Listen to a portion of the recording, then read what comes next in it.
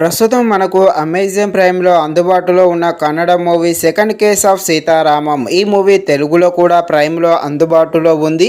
Telugu dubbing కూడా బాగానే ఉంది. రన్ టైం వచ్చేసి 2 అవర్స్ లోపే ఉంటుంది.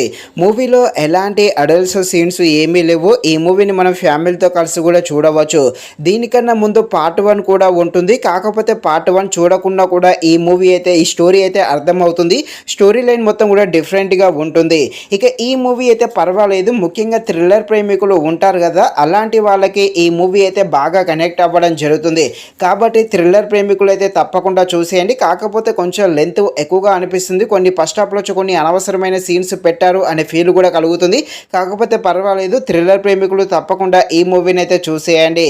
థ్రిల్లర్గా సాగే ఈ మూవీ ఎలా ఉందో అనే విషయం తెలుసుకునే ముందు ఇంకా ఎవరైనా మన ఛానల్ని సబ్స్క్రైబ్ అండ్ లైక్ చేయకుండా ఉంటే తప్పకుండా మన ఛానల్ని సబ్స్క్రైబ్ అండ్ లైక్ చేసి కాస్త నాకు సపోర్ట్ చేసేయండి.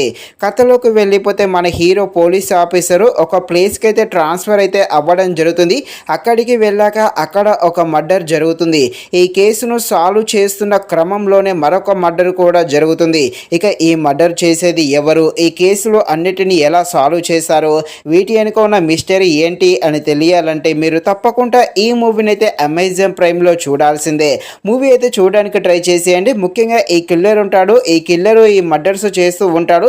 ఆ సీన్స్ చాలా క్రూరంగా చూపించడం జరిగింది. సో ఈ మూవీ అయితే బాగానే ఉంది. ముఖ్యంగా సెకండ్ హాఫ్ అయితే బాగుంటుంది. మెయిన్గా మన హీరో ఇన్వెస్టిగేషన్ చేస్తాడు. ఈ ఇన్వెస్టిగేషన్ చేసే ప్రాసెస్లో కొన్ని సీన్స్ అయితే బాగానే ఆకట్టుకోవడం జరుగుతుంది. స్టోరీ లైన్ అయితే సింపుల్గానే ఉంది. కాకపోతే థ్రిల్లర్ ప్రేమికులకి ఈ మూవీ బాగా కనెక్ట్ అవ్వడం జరుగుతుంది. బ్యాక్గ్రౌండ్ మ్యూజిక్ కూడా బాగానే ఉంది. ఫైనల్గా మూవీ అయితే పర్వాలేదు, తప్పకుండా చూసేయండి. మరిన్ని ఇలాంటి వీడియోస్ కోసం మన ఛానల్ని తప్పకుండా లైక్ అండ్ సబ్స్క్రైబ్ చేయండి. Thank you watching this video. జై హింద్.